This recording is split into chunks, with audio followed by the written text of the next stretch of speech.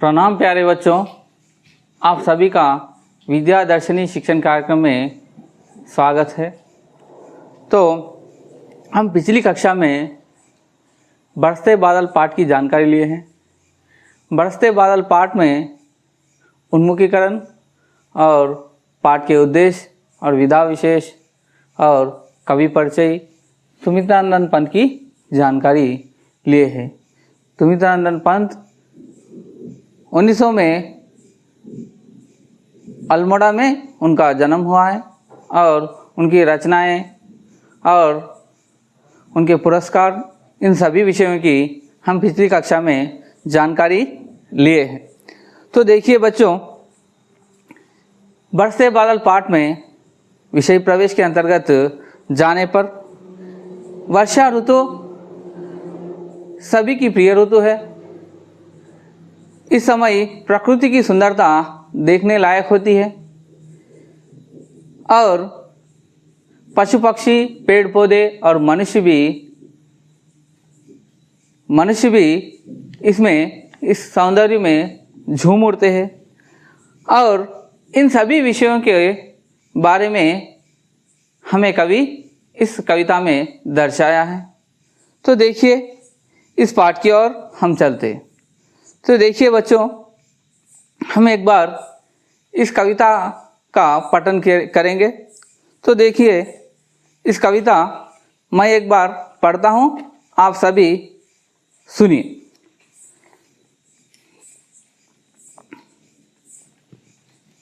हम पाठ्य पुस्तक के अंतर्गत देखिए, तो पाठ्य पुस्तक में पढ़ते समय शब्द उच्चारण भी ध्यान से सुनिए और शब्द किस तरह से उच्चारण करना है इसका भी ज्ञान आपको होना चाहिए।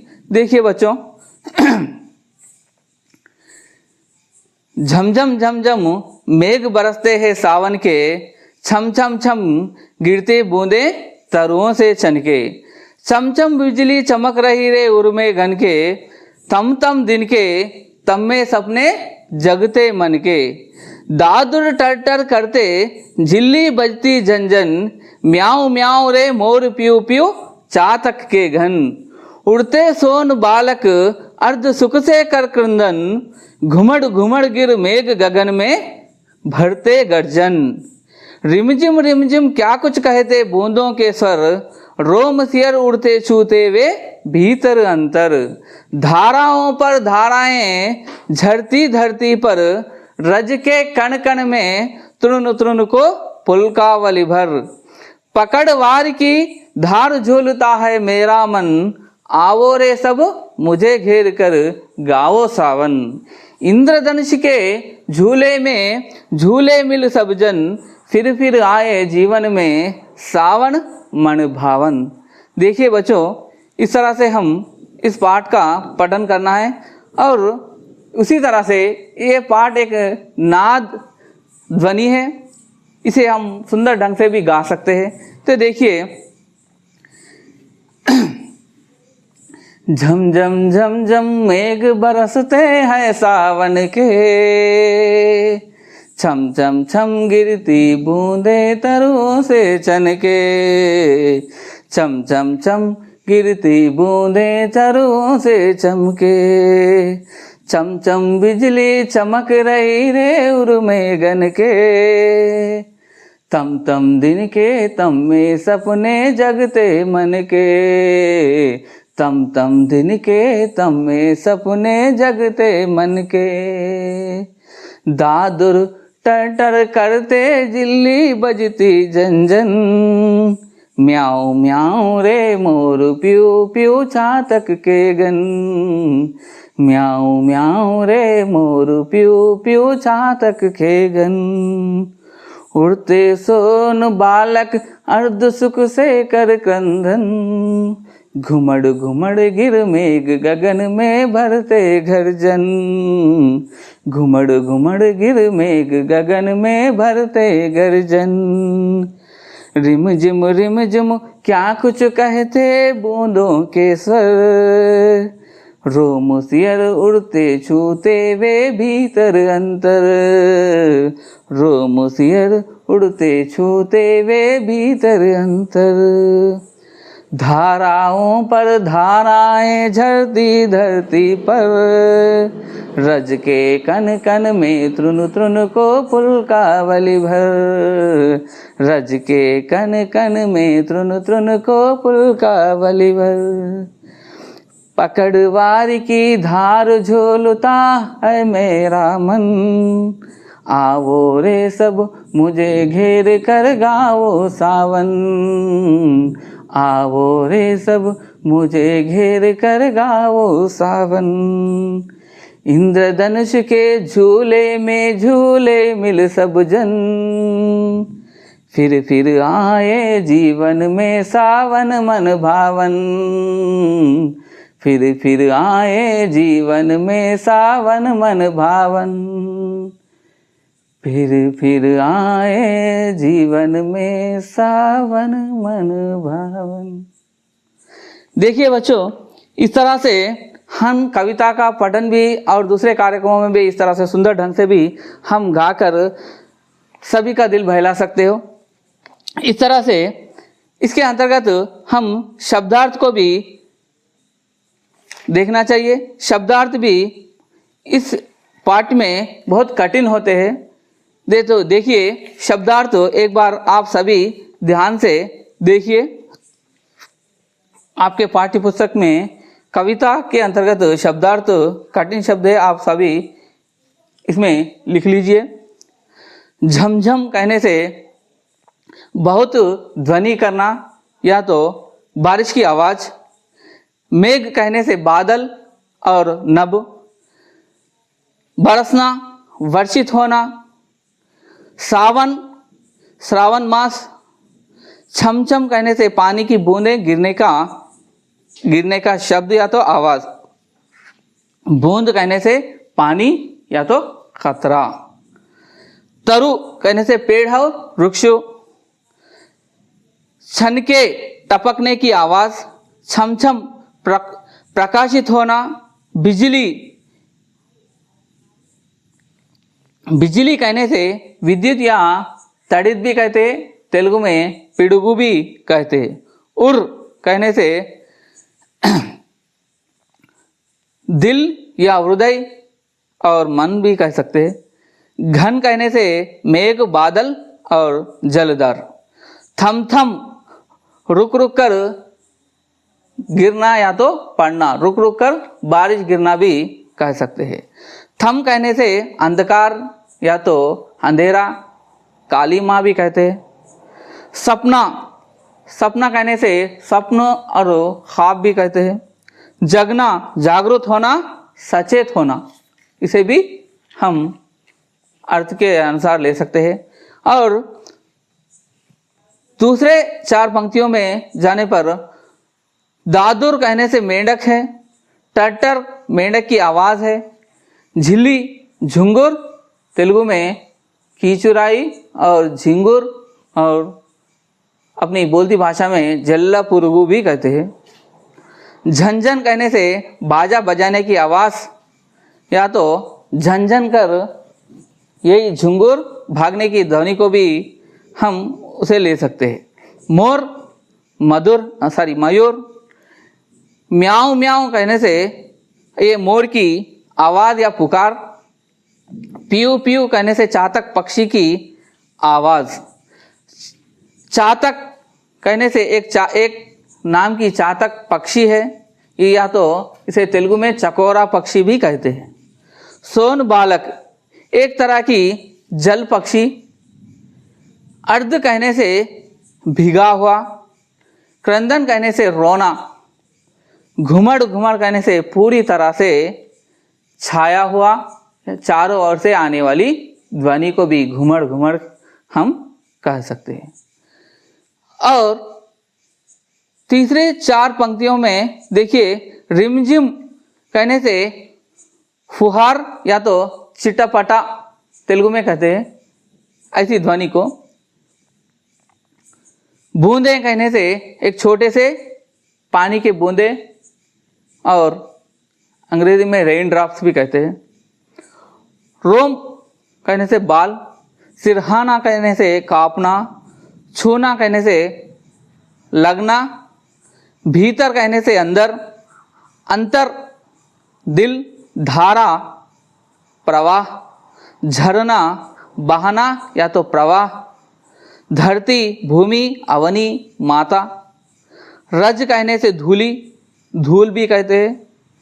कन कहने से कनका, उसी को अणुవు भी कहते हैं तेलुगु में। कन कहने से कनका अणुవు, तृण कहने से घास, उसी को गड्डी भी कहते हैं। पुलकावली रोमांचित होना, थर कहने से झूलना। और चौथे 4 पंक्तियों के अंतर्गत देखें तो पकड़ गिरफ्तार, वारी कहने से पानी या तो जल, धार कहने से प्रवाह, झूलना कहने से हिलना, घेरना कहने से लिपट कर, झूला कहने से झूला या तो तेलुगु में उयाला, मन भावन मनोरथ। इस तरह से इस पाठ्य के शब्दार्थ है। देखिए प्यारे बच्चों, इस तरह से हम इसका भावार्थ भी हम समझना चाहिए। इस पाठ के अंतर्गत देखने से हम कविता की ओर फिर से बढ़ते हैं। झमझम झम मेघ बरसते हैं सावन के, छम छम छम गिरती बूंदे तरुओं से छनके, छम छम छम बिजली चमक रही रे उर में घन के, तम तम दिन के तम में सपने जगते मन के। कवि इस तरह से हमें सावन मास में प्रकृति की सुंदरता के बारे में इस तरह से हमें बताते हैं कि झमझम झम मेघ बरसते हैं सावन के, कहने से इस तरह से झमझम कहकर मेघ बरसते हैं सावन में, और छमछम कहकर गिरते हैं बूंदे तरुओं से छनके। और मेघ बरसने समय उसी समय बारिश होती है। ये बारिश की वर्षा छन छन कहकर गिरती है। कहाँ से? तरुओं से, पेड़ों से बूंदें नीचे गिरती है। और उसी तरह से उसी समय छम छम बिजली चमक रही रे उर में गन के। बिजली भी देखिए उस समय छम छम कहकर बरसने लगती है, चमकने लगती है। और उर मेघन के, मेघों के बीच में चमकने लगती है। पूरी तरह से काले मेघ होते हैं, उस समय बिजली चमकने लगती है। तम तम दिन के तम में सपने जगते मन के।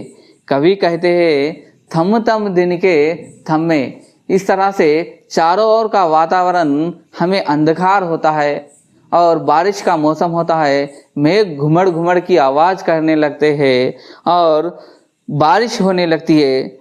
इस समय हम दिन ही दिन में सपने देखने लगते हैं कहकर हमें इस 4 पंक्तियों में कवि हमें बताए हैं।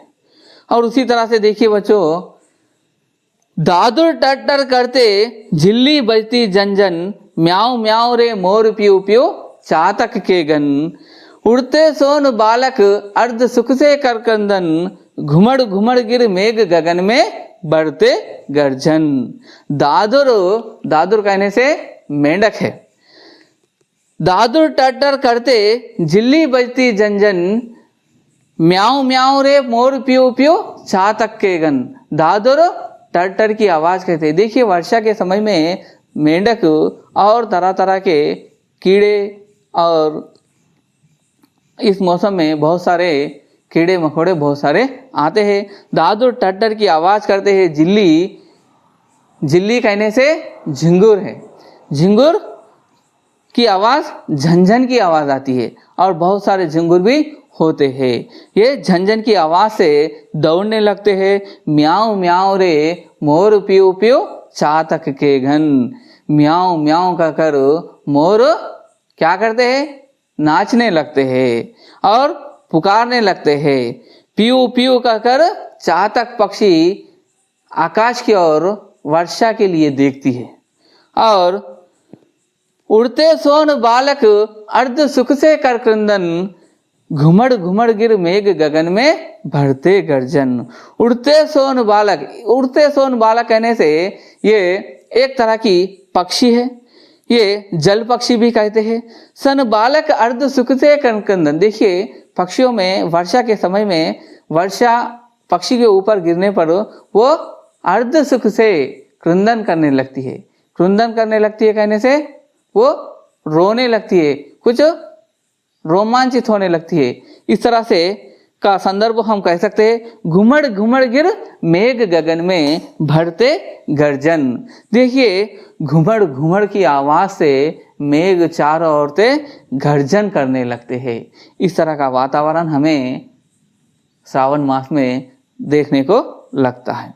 और इस तरह से, उसी तरह से देखिए तो हम और दूसरी पंक्ति में जाएंगे तो रिमझिम रिमझिम क्या कुछ कहते बूंदों के सर, रोम सियर उड़ते छूते वे भीतर अंतर। धाराओं पर धाराएं झरती धरती पर, रज के कण कण में तृण तृण को पुलकावल इधर। तो देखिए रिमझिम रिमझिम की आवाज किसकी होती है कहने से बारिश की होती है। रिमझिम रिमझिम क्या कुछ कहते हैं बूंदों के सर, जे पानी के बूंदों की आवाज आती है। रोम सियर उड़ते छूते वे भीतर अंतर। इस तरह से देखिए तो इस तरह से रिमझिम रिमझिम की आवाज से जब बारिश होती है, हम घर में भी बैठने पर भी उसकी बारिश से हमें हमारे रोम कहने से शरीर पर रहने वाले बाल सियर उड़ते हैं, जो रोमांचित होकर ऊपर उठने लगते हैं, सियर उड़ते हैं। और भीतर अंतर, धाराओं पर धाराएं झरती धरती पर। इस तरह से बारिश होता है कि कभी कभी बारिश कभी रुकने का नाम ही नहीं लेता।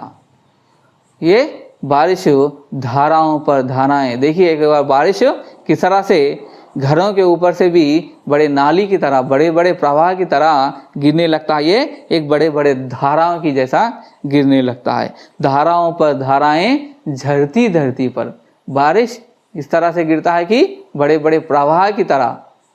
कहाँ गिरता है? धरती पर गिरता है। रज के कण कण में तृण तृण को पुलकावल थर। रज कहने से रज के कण कण में तृण तृण को पुलकावल इधर। रज कहने से क्या है? धूली। कण कण में, ये मट्टी के हर कण में क्या होता है? तृण तृण को, और भिगा हुआ गीला होकर तृण तृण को पुलकावल इधर। ये उसी को क्या कहते हैं? रोमांचित होना। तेलुगु में क्या कहते हैं? पुलकरिंता। इसमें जो बारिश में, जब बारिश के समय में देखिए एक बार मिट्टी की भी सुंदर अच्छी क्या होती है?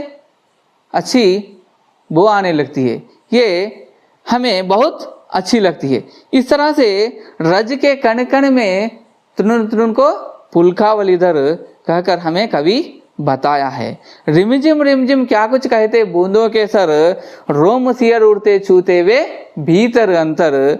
धाराओं पर धाराएं झरती धरती पर, रज के कण कण में तृण तृण को पुलकावल इधर। इस तरह से हमें कवि बताए हैं। और उसी तरह से देखेंगे तो और चौथी पंक्ति के अंतर्गत देखेंगे तो पकड़वारी की धार झोलता है मेरा मन, जाओ रे सब मिजे घेर कर गावो सावन। इंद्रधनुष के झूले में झूले मिल सब जन, फिर आए जीवन में सावन मन भावन। पकड़वारी की धार झोलता है मेरा मन। पकड़ कहने से इस वर्षा को और बारिश को पकड़ने का मन कहता है। वारी कहने से पानी है। धार झोलता है मेरा मन, इस तरह से पकड़ने का मन मुझे कहता है। आवो रे सबो मुझे घेर कर गाओ सावन। इस समय में सभी मिलकर आओ, ये मुझे घेर कर सावन के बारे में गाओ। इंद्रधनुष के झूले में झूले मिल सब जन, सभी मिलकर इंद्रधनुष में एक झूला बनाकर हम सभी झूलेंगे। क्या कहकर? फिर आए जीवन में सावन मन भावन। कवि कहते हैं कि इस वर्षा को हम पकड़कर क्या करेंगे? सभी मिलकर हम एक गीत गाएंगे। कहाँ पर? इंद्रधनुष में। इंद्रधनुष में झूला बनाकर इस तरह का सावन मास हमारे जीवन में फिर आए कहकर कवि हमें बताते हैं। इस तरह से कवि हमें इस प्रकृति की सुंदर वर्णन का विषय हमें दर्शाए हैं। इस तरह से इस कविता पाठ हमें बहुत सुंदर ढंग से हमें इस प्रकृति की सुंदरता के बारे में बहुत सुंदर ढंग से कवि हमें बताए हैं, कहकर इसका भावार्थ हम समझ सकते हैं। तो देखिए प्यारे बच्चों, इस कविता पाठ के अंतर्गत कुछ शब्दार्थ को ध्यान से सुनना होगा और उसी तरह से ध्यान से और आप सभी याद भी करना होगा। और इस परीक्षा में भी आपको आते हैं। और कुछ शब्दार्थ ऐसे भी है कि कुछ शब्द पुनरुक्ति शब्द है, कुछ विलोम शब्द है, कुछ तस्तम और कुछ तद्भव शब्द भी इसमें आते हैं। इस तरह के कठिन शब्द इसके अंतर्गत है। देखिए हम पुनरुक्ति शब्द के अंतर्गत देखें तो इस कविता में देखिए झमझम झम, छम छम और थम थम और टर्टर, म्याऊ म्याऊ, प्यू प्यू और घुमड़ घुमड़, इस तरह के शब्द कई संदर्भ में आए हैं। इन सभी को आप ध्यान में रखना चाहिए।